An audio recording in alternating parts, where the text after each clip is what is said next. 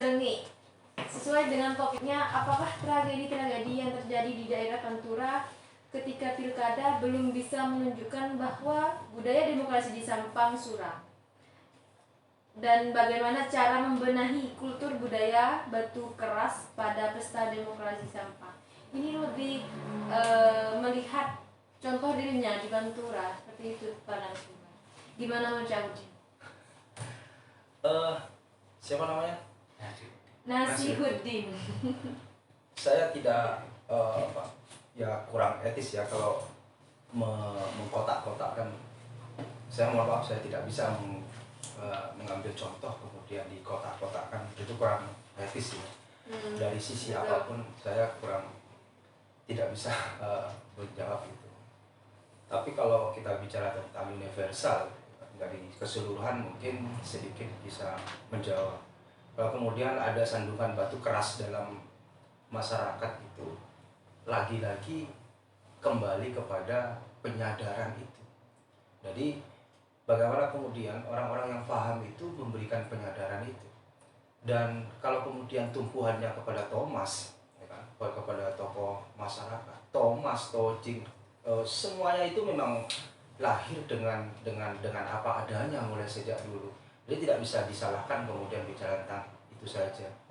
Tapi itu seperti Pak Lawal sebut bahwa semuanya butuh proses. Kalau kemudian menyangkut terhadap masing-masing individu masyarakat yang masih terus seperti itu, ya itu lagi-lagi kembali kepada penyadaran itu lagi. Tidak bisa kemudian kalau melihat suatu tempat atau daerah yang memang kumuh terhadap pengetahuan demokrasi, terus kita membiarkan kekumuhan demokrasi, ya tetap saja terus seperti itu. Maka orang-orang yang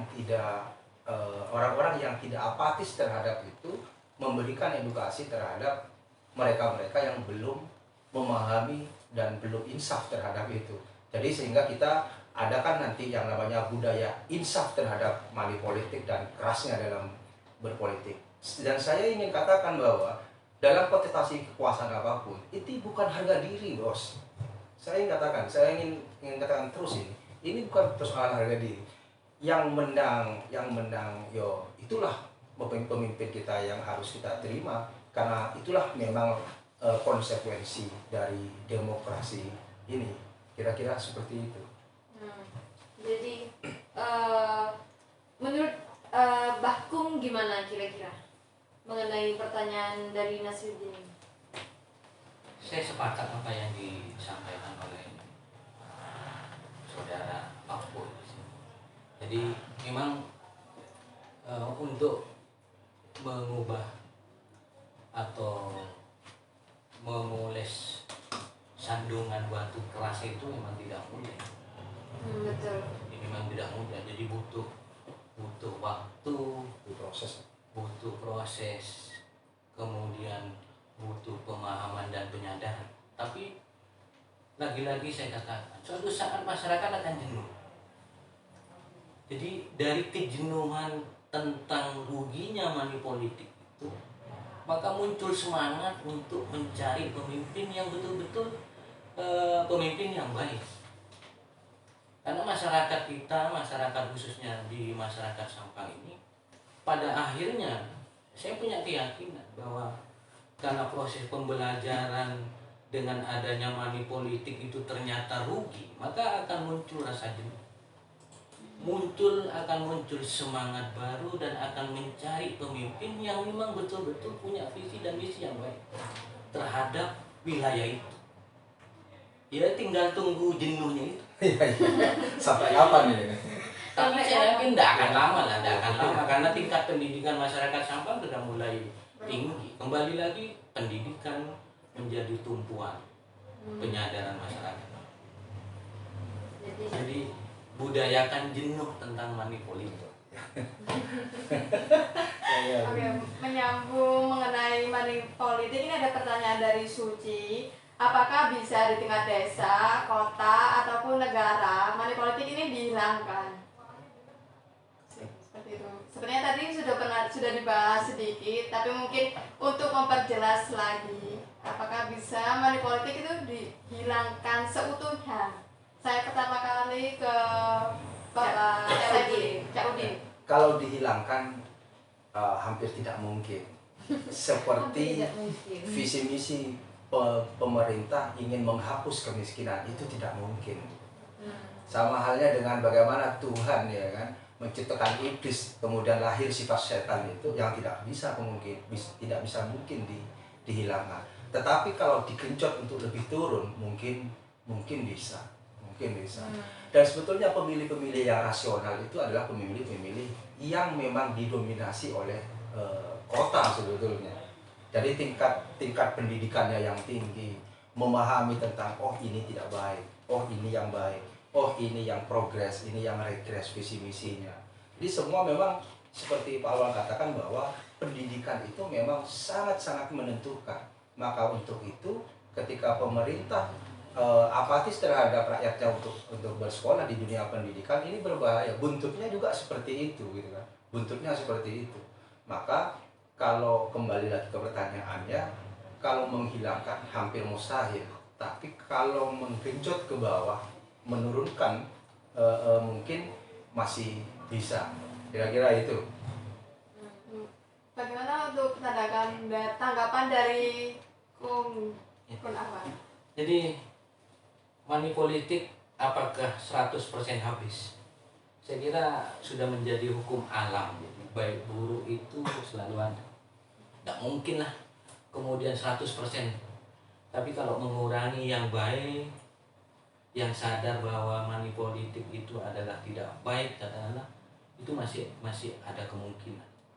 Masih ada kemungkinan bisa dilakukan oleh pemerintah tentang penyadaran bahwa money politik itu tidak baik ya. Jadi kembali lagi saya ulang lagi. Jadi kesadaran masyarakat dan ini saya contohkan ini. Di hampir sekarang ini di hampir setiap desa itu berdiri komunitas-komunitas yang bergerak dalam dunia seni budaya. Ini hal menarik, hal yang meyakinkan saya atau menumbuhkan rasa optimis bahwa suatu saat sadar tentang bahwa tradisi money politik itu tidak sesuai dengan budaya, dengan seni budaya tidak sesuai. Ini sekarang sudah mulai berdiri secara tidak langsung. Generasi muda sekarang ini sudah mulai hampir hati nuraninya tertata melalui seni budaya. Dan saya yakin juga karena komunitas-komunitas seni di tiap-tiap daerah, tiap-tiap desa sudah tumbuh berkembang, itu bisa menyadarkan masyarakat sekitar bahwa pentingnya tentang kesadaran demokrasi itu akan dibangun melalui jalur itu. Termasuk juga seperti halnya Netflix sekarang ini bagian dari program sebenarnya, ada bagian dari program penyadaran pentingnya demokrasi yang betul-betul demokratis. Saya kira itu. Jadi kemungkinan besar sampah ini akan menjadi lebih baik oleh para masyarakat yang betul-betul sadar. Dan jika melihat dari para masyarakat di Sampang ataupun yang di luar Kabupaten Sampang seperti Mbak Ferry tadi di Banyuwangi, benar-benar ingin money politik dan masalah-masalah demokrasi ini benar-benar hilang. Apalagi tanggapan masyarakat yang antusias, pertanyaannya banyak sekali masuk ke via WA kita Mbak Putri ya. Ada lagi dari Mas Ari Pengarengan. Assalamualaikum warahmatullahi wabarakatuh. Menurut pandangan para narasumber, kalau memang sudah suram, sesuram apa dan separah apa politik di Sampang? Ini kita langsung aja kepada Cak Daudin. Enggak, kalau bicara suram apakah politik di Sampang itu tidak benar juga gitu. Tapi kalau dikatakan sebaik wow itu kan ya tidak benar juga gitu kan. Ini kan mulai proses itu kan. Optimisme itu ya kan dilahirkan oleh sebuah gerakan. Gerakan apa? Karena ini adalah gerakan dalam perspektif politik dan demokrasi, ya tentu orang-orang yang sadar, orang-orang yang tidak apatis terhadap perkembangan demokrasi di Kabupaten Sampang harus melahirkan wirohnya, semangatnya untuk bagaimana kemudian membuat penyadaran itu, ya. Dan Sampang tidak sesuram itu, iya, ya. Sampang tidak sesuram itu, iya. Tapi kalau kemudian orang-orang yang sadar tidak memberikan penyadaran terhadap orang yang tidak sadar, maka kata-kata suram itu juga akan terjadi di negara di Kabupaten Sampang ini, gitu kan. Tapi mulai tadi saya menyebutkan bahwa sudah tahapan-tahapan pilkada dijalankan dengan baik, diselesaikan secara konstitusional, tidak inkonstitusional, tidak menyelesaikan secara fisik, serangan terhadap fisik maupun psikis, itu kan sudah tidak ada sekarang ini, sudah mulai bagus. Itulah bangunan optimisme itu, ya kan, yang kemudian menjadi perhatian kita semua, gitu kan. Dan tadi Pak Alwan menyebutkan bahwa ketika di desa-desa itu sudah ada komunitas-komunitas kebudayaan, kesenian dan lain-lain, itu sangat luar biasa, gitu kan, sangat luar biasa. Yang orang budaya itu, orang-orang kesenian itu, intinya itu adalah kepuasan orang-orang seni. Kalau yang saya tahu dulu yang diajar Pak Alwan itu adalah bagaimana kemudian melahirkan anfa'uhum linnas itu kan, berbondong-bondong secara baik dalam konteks budaya dan kesenian itu sendiri. Jadi kalau dibilang sesuram apa, itu kayaknya tidak pas untuk dikatakan seperti itu, gitu kan. Kira-kira solusinya ini bagaimana, Daudin, mengenai tanggapan masyarakat tentang suramnya demokrasi tadi? Ya, tidak sesuram itu, gitu kan. Tidak sesuram apa yang ada di benaknya. Kalau kurang benar, betul. Kurang baik, itu betul, gitu kan. Jadi saya kurang sepakat kalau dikatakan demokrasi di Sampang sangat suram, ya kan, sangat suram. Tapi optimisme dan pernyataan tidak suram demokrasi di Kabupaten Sampang ini harus diimbangi dengan praktek-praktek nyata, mulai dari pilkada kemarin, ya kan, mulai dari Pileg 2019, dan insya Allah kalau pemerintah mampu melaksanakan Pilkades 2021 ini yang lebih 100 desa ini, insya Allah kata-kata suram ini sudah hilang, berubah menjadi Sampang optimis, gitu kira-kira. Jadi kita itu sebagai masyarakat harus benar-benar optimis dan yakin membangun lebih baik lagi dari ya betul. Merubah permasalahan ataupun money politik yang ada di Sampang. Kalau dilihat dari kebiasaan atau budaya, menurut Bahkung gimana? Saya menanggapi pertanyaan dari Mas Ari Pengarengan. Iya, Mas Ari Pengarengan. Jadi bukan pertanyaan apakah di Sampang suram, tapi demokrasi di Sampang suram. Saya sepakat apa yang disampaikan oleh Mas Apu tadi. Jadi dari tema yang kita tentukan sekarang ini adalah sebuah pertanyaan sebenarnya, apakah suram?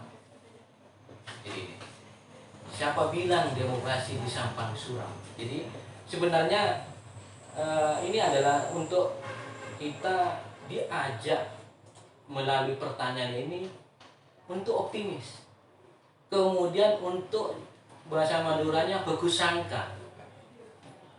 Walaupun katakanlah sementara ini yang sudah berjalan ada banyak kekurangan, tapi ini sebuah harapan ke depannya tidak seperti yang kemarin. Jadi ini harapan sebenarnya. Di samping menjadi sebuah pertanyaan juga menjadi sebuah harapan. Sehingga kenapa saya katakan bahwa tema ini adalah membangun untuk optimis. Ini dibuktikan dengan banyak hal seperti yang saya sampaikan tadi. Tumbuh dan berkembangnya lembaga-lembaga pendidikan sampai ke wilayah pelosok itu ada lembaga pendidikan. Tidak hanya tingkat SD saja, bahkan tingkat SMA, MA, bahkan SMK. Bahkan ada juga perguruan tinggi. Ini bentuk keoptimisan. Karena tingkat pendidikan lagi-lagi saya ulang lagi itu menjadi sebuah sumber penyadaran masyarakat tentang bagaimana kita berdemokrasi. Berbicara tentang suram-suram ini sepertinya ada trauma di masyarakat ini, Pak. Sepertinya ada trauma dengan keadaan demokrasi yang ada di Kabupaten Sampang ini. Kira-kira untuk mengantisipasinya bagaimana, Pak? Mengantisipasi trauma masyarakat terhadap hal ini. Ya, traumatik itu kan lahir dari beberapa hal. Yang pertama karena cerita, yang kedua kemudian lahir dari dongeng, dan ada juga lahir karena fakta. Nah, pertanyaannya beliau ini yang bertanya ini, trauma itu dalam fakta atau dongeng atau apa, kan begitu. Ya, kan? Nah, kalau memang flashback ke belakang gitu Pak, kalau dulu kan 98 ke bawah itu kan, jadi partai politik gitu, partai politik itu seperti agama gitu. Kalau tidak ikut ini haram, kalau nggak ikut ini masuk neraka. Jadi kekuasaan, jadi neraka dan surga itu ditentukan oleh kekuasaan. Ini kan salah betul, salah kaprah. Nah kemudian lambat laun, yang saya tak tadi sebutkan pasca reformasi 1998, banyak rakyat ini lahir dari proses kesadaran tersendiri. Kemudian di dalam satu rumah pun itu berbeda-beda, tidak ada masalah. Nah itu kan 4 pilar kebangsaan yang lahir dalam demokrasi di Sampang itu. Yang istrinya ke si A, suaminya ke B, meskipun di kamar nanti ada konflik sedikit kan tidak ada persoalan gitu kan, jadi bisa diperbaiki. Nah, trauma itu wajar, ya, trauma itu wajar. Tetapi kalau traumanya itu yang sampai mendarah daging, itu yang tidak baik. Nah, untuk mengobati trauma itu, yang pertama itu adalah merubah mindset kita itu yang dolalah menjadi hasanah dalam perspektif demokrasi. Jadi kita harus ubah mindset kita ini, pola berpikir kita. Bagaimana kemudian merekonstruksi kembali demokrasi itu. Harus mengetahui juga tentang hak-hak politiknya, bahwa rakyat Indonesia berhak dipilih dan punya hak untuk memilih. Karena demos dan kratos kekuasaan adalah di tangan rakyat. Maka dengan dilakukan seperti itu, trauma itu insya Allah sudah akan menghilang dengan sendirinya. Dan yang paling penting adalah tidak apatis, harus aktif di dalam kegiatan-kegiatan demokrasi, baik di tingkat desa, kabupaten, provinsi maupun di tingkat nasional, sehingga menjawab trauma itu akan hilang dengan sendirinya. Jadi kita harus benar-benar merubah mindset. Perubahan mindset itu bisa dilakukan lewat pendidikan ya Pak, salah satunya? Salah satunya melalui pendidikan. Mungkin ada tanggapan dari Baku. Ya, menambahkan gitu. Ya, betul. Jadi kita mencoba memahami bahwa apapun itu berangkat dari sebuah persoalan, dari permasalahan. Bahkan bagi mahasiswa yang pernah menulis karya tulis atau katakanlah skripsi, kalau tidak punya permasalahan kadang bingung. Apa yang mau dibahas? Jadi apa yang mau dijadikan permasalahan? Betul. Makanya saya ulang lagi, jadi persoalan atau permasalahan itu adalah sebuah hal yang pada akhirnya, kalau dalam teori seni itu pada akhirnya menjadi indah. Apapun itu persoalannya, apapun permasalahannya. Jadi kalau misalkan saja apatis atau kita tidak percaya diri pada suatu saat bahwa demokrasi akan berjalan demokratis, itu berarti dia tidak percaya bahwa semua itu berangkat dari persoalan apapun. Jadi pesawat terbang tercipta karena persoalan kita, punya persoalan, perjalanan kita butuh jauh. Sandal itu tercipta karena kita punya persoalan, kita butuh alas kan? Termasuk gembok Pak. Semuanya. Ini ada maling. Makanya permasalahan itu kalau kita kupas pada akhirnya menjadi sebuah indah. Dalam seni dikatakan seperti Iya, betul. Kalau dalam politik, kenapa di politik itu selalu ada konflik? Itu konflik itu lahir dari kompetisi. Nah, tidak ada yang namanya dalam unsur politik tidak ada konflik. Konflik lahir karena kompetisi. Kompetisi berangkat dari masalah. Maka intinya adalah bagaimana kemudian kita menciptakan masalah ya kan, menciptakan masalah, memelihara masalah itu, dan kemudian kita menyelesaikan masalah itu bersama-sama. Kira-kira begitu. Dan itu Maxwell begitu teorinya, ya, dalam teori manajemen konfliknya itu. Sangat kompleks ya, dari menciptakan, Memelihara dulu dan baru diselesaikan. masalahnya. Jangan hanya cerdas menciptakan masalah tapi tidak mampu menyelesaikan masalah. Nah, jadi problem ya Pak ya. Betul sekali, gitu kan. Kalau kita mau mencintai perempuannya, lihat, buatlah masalah itu, peliharalah masalah itu dengan bersama-sama. Kemudian kita selesaikan juga bersama-sama. Itulah semua. Sekarang closing statement untuk Cak Udin, kira-kira apa? Oh, Baku, dari Baku dulu. Closing statement. Jadilah sejatinya manusia, Jadilah sejatinya manusia. bukan menjadi kendaraannya. Jadi kita harus menikmati seni. Iya, jadi manusia. Dan menjadi Jangan manusia jadi- seutuhnya. Jadi manusia seutuhnya, jangan menjadi kendaraannya. Oh, Karena kalau menjadi kendaraan itu seringkali diparkir kalau tidak ditinggal. Tinggal juga. Iya, paling-paling kalau pas baru saja dirawat, setelah lama ya Setelah lama ditinggal. ditinggal lama-lama. Ditinggal kalau diperhatikan tidak masalah, takutnya ditinggal ya ditinggal. Maka jadilah manusia yang sejati, bukan jadi kendaraan. Menurut Cak Udin, Ya, sebagai closing statement, tentu dalam perspektif demokrasi dan politik, jadilah manusia yang tidak apatis terhadap politik. Kalau pemuda dan rakyat Sampang mau jadi manusia yang merdeka, melek terhadap politik. Ya. Kalau mau ditindas, apatis saja terhadap dunia politik. Karena kalau rakyatnya sudah apatis terhadap politik, maka para garong-garong demokrasi di Republik ini, khususnya di Sampang, akan menikmati keapatisan masyarakat itu. Maka untuk itu, optimislah bahwa Sampang akan lebih baik, ya kan? Lebih baik, dan seperti jargon yang hari ini, dan semoga ini bisa terrealisasi dan dinikmati oleh seluruh rakyat Kabupaten Sampang. Amin. akhirnya. Baik sahabat Salsa, sudah kita saksikan bersama dan kita nikmati bersama serial talkshow pada malam hari ini dengan Jujur, sisi politik dan budaya demokrasi di Kabupaten Sampang. kata siapa Sampang Itu demokrasi Suram. Betul. Kata siapa demokrasi di Sampang itu suram. Oke. Nah, saya sebagai host dengan Mbak Putri pamit undur diri. Terlebih dahulu. Maaf. Saya Dan- kembalikan lagi pada Mas Jamil. Oke, terima kasih buat mbak-mbaknya juga, buat Mbak Mabruro dan Mbak Sama-sama, Putri Jamil. malam hari ini. Terima kasih sudah mengisi